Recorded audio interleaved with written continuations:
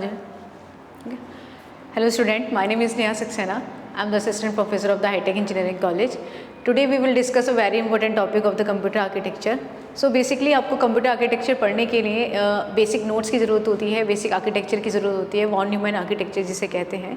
लेकिन स्पेशलाइजेशन यही है कंप्यूटर आर्किटेक्चर की, केवल आपको आर्किटेक्चर नहीं पढ़ना है, ऑर्गेनाइजेशंस के बारे में भी पढ़ना ज़रूरी होता है।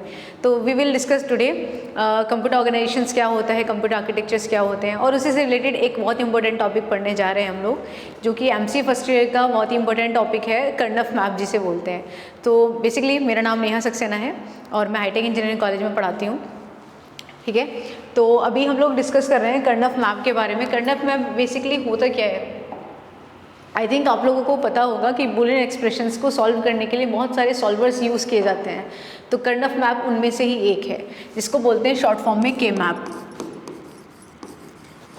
ठीक है जी। तो के मैप बेसिकली यूज़ किया जाता है दो टर्म्स को सॉल्व करने के लिए, या तो POS या SOP, जिसको बोलते हैं सम ऑफ प्रोडक्ट और प्रोडक्ट ऑफ सम।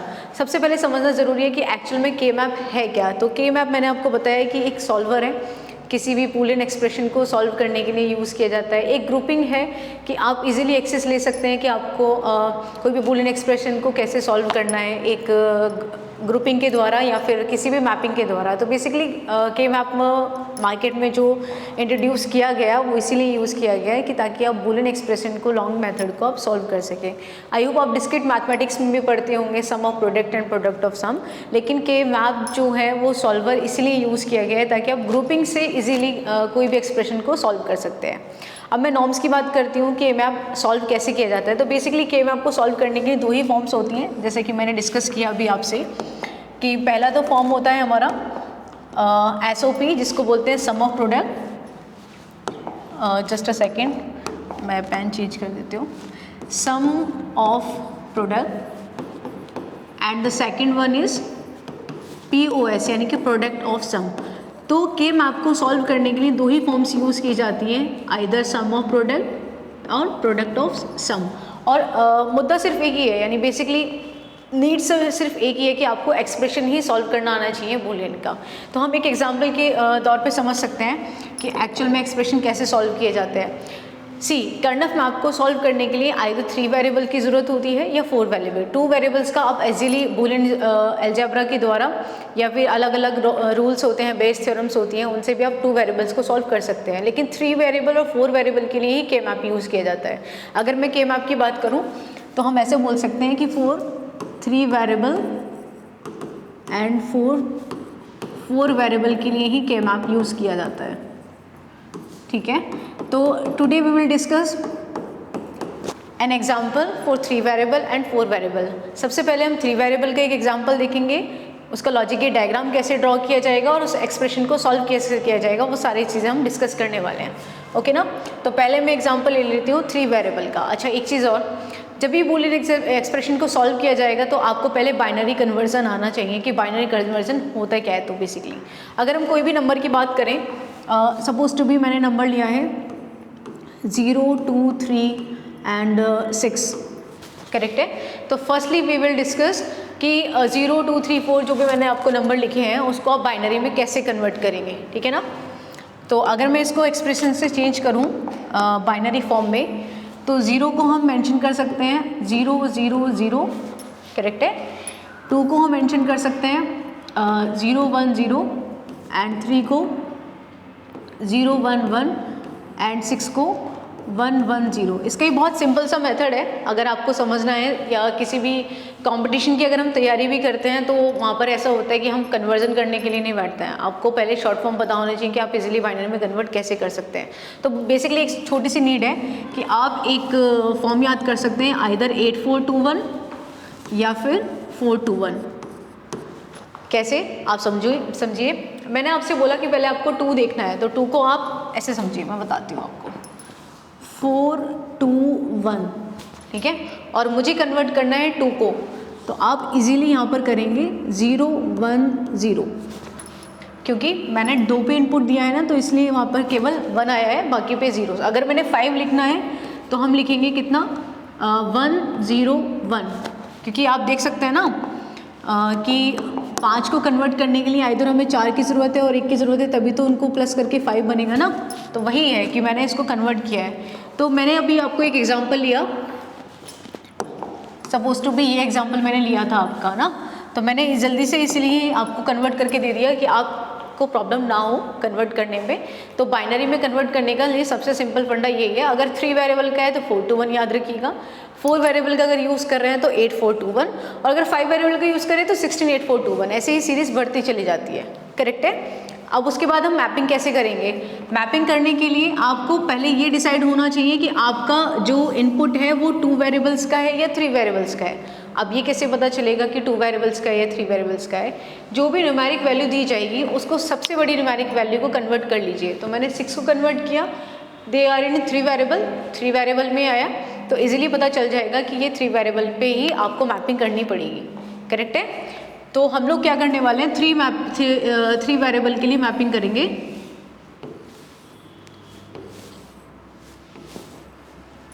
सबसे पहले यहाँ पर लिखिएगा 0 1, देन 0 0 0 1 1 1 1 0।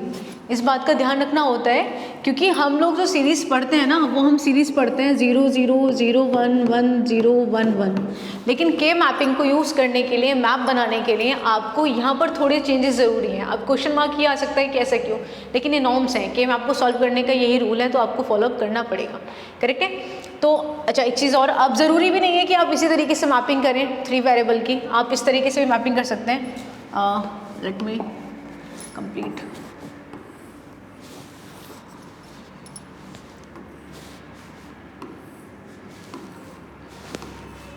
आप ऐसे भी कर सकते हैं 0 0 0 1 1 1 1 0, और यहाँ पर हमने 2 ही इनपुट देने हैं 0 और 1।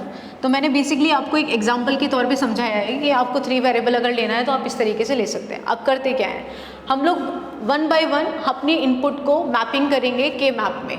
ठीक है। तो हमारे पास क्या है अभी फ़िलहाल 0 0 0 का सेंस है कि पहला इनपुट आपका A है, देन B, देन C। तो हम पढ़ेंगे इसको A B C।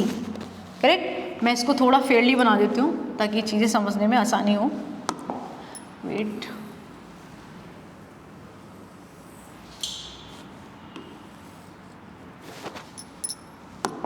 ठीक है ना। तो अभी हमारे पास सबसे पहले इनपुट है 0 0। तो 0 0 कहाँ पर असाइन होगा? 0 0 असाइन हो सकता है यहाँ पे। करेक्ट है। फिर उसके बाद है 0 1 0। तो A के लिए इनपुट 0, सेकेंड वन इज 0 1 0, तो इनपुट आएगा हमारे पास यहाँ पे। Then third one is 0 1 1 0 1 1। Correct है। And the last one is 1 1 0। तो 1 1 0 इज 1 1 0। आई होप इतना समझ में आ गया, क्योंकि ज़्यादा कोई मुश्किल नहीं है।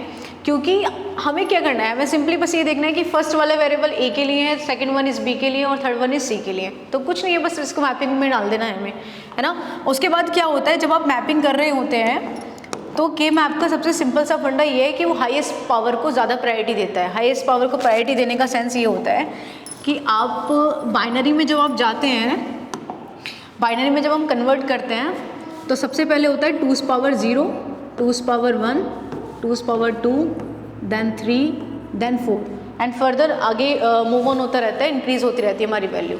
तो इजीली 2 की पावर 0 को अगर हम सॉल्व करें तो ये 1 होता है, ये 2, देन ये 4, 8, 16। तो के मैपिंग करने के लिए हमें प्रायोरिटाइज देनी होती है मैक्सिमम पावर को। मैक्सिमम पावर का सेंस है कि आप सबसे पहले 16 को प्रायोरिटी देंगे, फिर 8 को देंगे, फिर 4 को देंगे, और लास्ट में आपके पास जब ऑप्शन नहीं बचता तो हम सिंगल पेयरिंग कर सकते हैं। जैसे मैं समझाती हूँ, सी हम क्या कर सकते हैं, पेयरिंग यहाँ पर 2 की इजीली बन रही है ना, तो हम यहाँ पर इसको 2 को पेयर बना सकते हैं। ठीक है। सेम एज इस 1 के लिए पेयरिंग बना सकते हैं और इस 1 के लिए भी पेयरिंग हम कर सकते हैं। ठीक है। अभी दूसरा ऑप्शन हमारे पास क्या हो सकता है कि ये वाला 1 को इसी के साथ पेयर क्यों किया, इस वाले 1 के साथ क्यों नहीं किया। तो यहाँ पर समझने वाली बात ये है कि आप जब एक इनपुट को बार बार ओवरलैपिंग देते हैं, उस पर असर पड़ता है कंप्यूटर के आर्किटेक्चर यानी कि CPU पे, कंप्यूटर के प्रोसेसर पे। तो हम एक इनपुट को बार बार ओवरलैप नहीं करेंगे। सी अभी हो सकता था कि एक एग्जाम्पल ऐसा है आपके पास कि सपोज टू बी ऐसा कोई एग्जाम्पल आ जाए,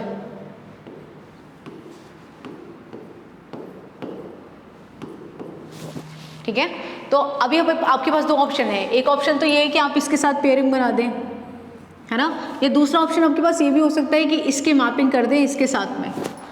तो हमारे पास बेस्ट ऑफ वे होता है मैपिंग करने का मैक्सिमम पावर। तो मैक्सिमम पावर यहाँ पर 4 ज़्यादा है तो हम उसको पेयरिंग कर सकते हैं। अगर नहीं समझ में आया तो मैं आपको फिर से एक एग्जाम्पल के तौर पे समझा सकती हूँ कि आप कैसे कर सकते हैं। वेट जस्ट, सबसे पहले इसे कंप्लीट कर लेते हैं, देन उसके बाद we will go further things. Suppose to be एक वेरिएबल और ले लो यहाँ पे ना, समझने में आसानी होगी। सपोज टू बी यहाँ पर एक वेरिएबल और आ जाए 5, और 5 का कन्वर्जन हो हमारे पास कितना 101, तो मैपिंग भी क्या होगी 101, यानी यहाँ पर होगी, है ना। तो ये भी देखो सिंगल मैपिंग पे ही जा रहा है ना। अब हम यहाँ पर आते हैं मैपिंग पे कि मैपिंग होती कैसे है। इसी को हम एक बार ना फ्रेश ले लेते हैं ताकि चीज़ें समझ में आ जाए।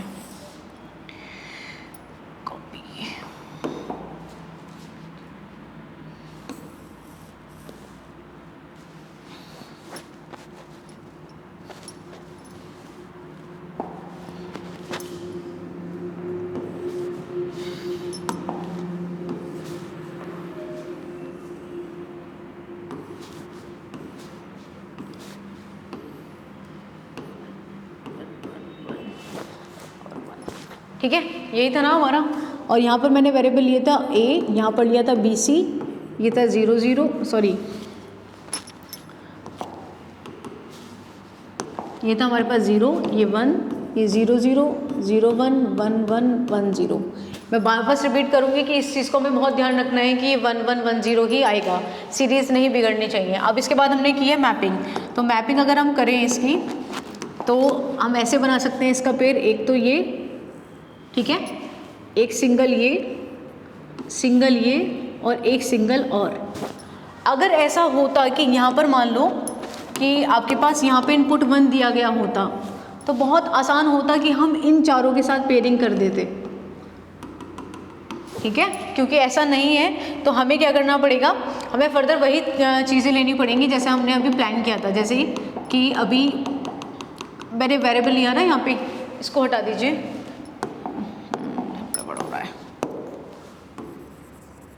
यहाँ इनपुट नहीं लेते हैं हम, सिंपली अपना इन्हीं वेरिएबल्स पे काम करते हैं। अब उसके बाद क्या करते हैं, जो भी हमने पेयरिंग बनाई है उसके हिसाब से बूलियन एक्सप्रेशन बनाएंगे। जैसे सबसे पहला पेयर इसको देख लेते हैं। इसको देखने पर आपको ये देखना चाहिए कि ये वाला जो इनपुट है वो ए बी सी के साथ कैसे रिलेशन में है। फर्स्टली अगर 0 इनपुट है तो हम यूज़ करेंगे वहाँ पर ए डैश, और अगर 1 इनपुट है तो वहाँ यूज़ करेंगे हम ए। सही है। जैसे अगर मैं इसको यहाँ पर देखूँ 1 इनपुट पे तो इसके लिए a की वैल्यू है 1, a के लिए वैल्यू 1 है तो हम इसको बोलेंगे कि ये है a वेरिएबल, ओके ना। और इस 1 इनपुट के लिए b की वैल्यू है 0 तो हम इसे बोलेंगे b डैश और c। तो हमारे पास इस इनपुट के लिए एक एक्सप्रेशन बन जाएगा a b dash c। Same as अगर हम इस वाले इनपुट के लिए देखें एक्सप्रेशंस को बनाएं तो a के लिए 1 है, b के लिए भी 1 है और c के लिए 0 यानी कि c डैश। तो इसके लिए मैपिंग यानी बूलियन एक्सप्रेशन कहलाएगा a b c dash, correct है। And the third one is यहाँ पर आ जाएंगे a dash b dash c dash. यानी सीधी सी बात, बहुत सिंपल सी बात ये है, जहाँ 0 आएगा वहाँ पर डैश यूज़ करेंगे, जहाँ 0 नहीं आएगा इनपुट 1 दिया होगा वहाँ पर डैश यूज़ नहीं करेंगे। तो जहाँ पे डैश आया यानी 0 इनपुट दिया गया वहाँ पर हमने यूज़ किया है डैश का, करेक्ट है। तो अभी इस वाले इनपुट वेरिएबल्स को देखिए ज़रा, ये बहुत इंटरेस्टिंग है कि आपने जब a इनपुट के लिए देखा तो a तो आया हमारे पास a डैश सी, और b के लिए इनपुट देखा तो b के लिए आया सिंपली 1, क्योंकि देखो ये b के लिए ये भी b के लिए, तो 1 इनपुट 1 यानी कि b। लेकिन c पर अगर हम जा रहे हैं तो यहाँ पर है 1 और यहाँ पर है 0। तो बात बहुत सिंपल सी है, ये याद रखिएगा कि जब भी कभी 1 0 मिल जाता है तो आपस में कॉन्फ्लिक्ट हो जाता है, उस वेरिएबल्स को हम काउंट नहीं करते। जैसे कि यहाँ पर है कि c के साथ में 1 भी मिला और 0 भी मिला, तो 1 और 0 जब भी मिला तो वो कॉन्फ्लिक्ट हो गया, तो हम c को इन्वॉल्व नहीं करेंगे, ठीक है। तो अभी हमारे पास जो एक्सप्रेशंस बने हैं वो एक्सप्रेशंस क्या है, सी सबसे पहले हमारे पास a dash b dash c dash, फिर A B dash C, A B C dash और ए डैश बी। अब हम क्या करने जा रहे हैं, इसका लॉजिक गेट डायग्राम बेसिकली मैं नोट कर लेती हूँ। हमारे पास एक्सप्रेशन क्या है, A dash B dash C, तो ए डैश बी डैश सी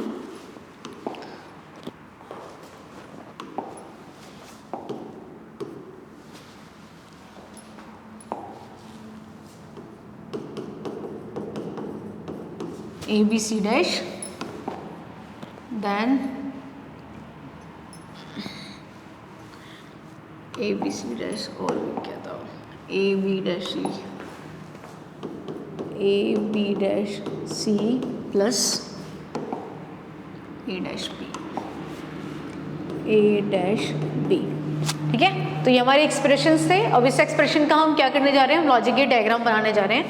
देखिए बहुत सिंपल सी बात ये है, आपको पहले एक एक्सप्रेशंस पे काम करना है। एक एक्सप्रेशंस पे काम करना है मतलब यहाँ पर मेंशन है ए डैश बी डैश सी। उससे पहले मैं लॉजिक गेट डायग्राम का थोड़ा आपको इंट्रोडक्शन दे दूँ कि यहाँ पर हम बेसिकली 3 टाइप के गेट्स यूज़ करने वाले हैं। लॉजिक गेट डायग्राम बनाने के लिए हम 3 गेट यूज़ करने वाले हैं। सबसे पहला होगा नॉट गेट, जिसको हम डिनोट करते हैं ए डैश से, तो उसका डायग्राम हम बनाएंगे कुछ इस तरीके से। ठीक है, फिर हम यूज़ करेंगे एंड गेट, जो कि हम डायग्राम बनाएंगे, यानी लॉजिक गेट डायग्राम जो होगा वो होगा कुछ इस तरीके से। और द लास्ट वन होगा हमारे पास और गेट, और गेट को डायग्राम हम कैसे बनाते हैं, कुछ इस तरीके से। तो हम बेसिकली 3 टाइप के गेट्स बनाने वाले हैं। एक तो आपका नॉट गेट, मैं मेंशन कर देती हूँ, ये हमारा नॉट गेट है, ये हमारा एंड गेट है और ये और गेट है। सी, अगर आप एक्सप्रेशंस को देखें तो इनके बीच में या तो एंड गेट का यूज़ हो रहा है या और गेट का यूज़ हो रहा है। तो पहले एक्सप्रेशंस के अकॉर्डिंग हमारे पास है A dash B dash C dash, लेकिन जब हम डायग्राम बनाएंगे और फर्स्ट एक्सप्रेशंस के अकॉर्डिंग ही सारी चीज़ें मिक्स कर देंगे तो आर्किटेक्चर्स को डिज़ाइन करने में बहुत प्रॉब्लम क्रिएट हो सकती है। तो सबसे पहले हम सिंपल वेरिएबल ही लेंगे। लाइक अगर मैं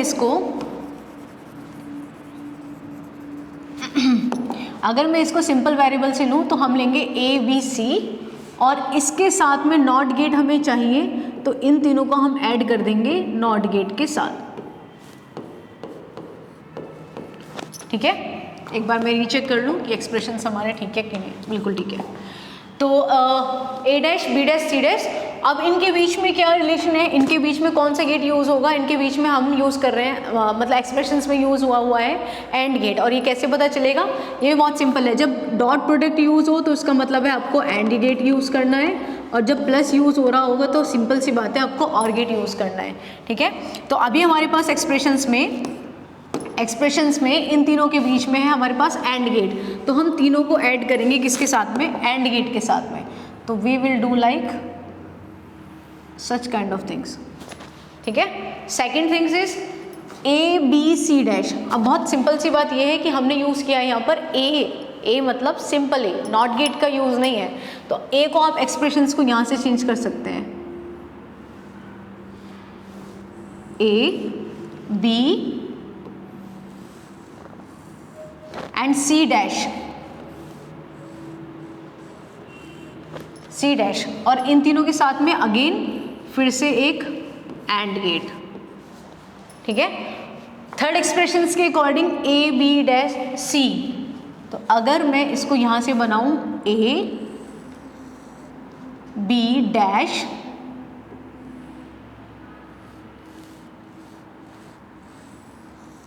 बी डैश देन सी। ठीक है, and the last one option is A dash B. A dash B का मतलब आपको यहीं से एंड गेट लेना है, ए डैश एंड बी आप यहाँ से इनपुट ले सकते हैं। ठीक है, और इन तीनों के बीच में हमने कौन सा गेट यूज़ किया है, इन सब के बीच में हो रहा है एंड गेट। लेकिन एक बात ध्यान से देखिए कि इन तीनों चारों वेरिएबल्स के बीच में भी ए गेट यूज़ हो रहा है, वो है प्लस, यानी कि और। तो हम क्या करेंगे, ये जो एक्सप्रेशंस हमने ऐड किए हैं ना, जो हमने लॉजिक गेट डायग्राम बनाए हैं, इनको हम ऐड कर देंगे किसके साथ में, और गेट के साथ में। ठीक है,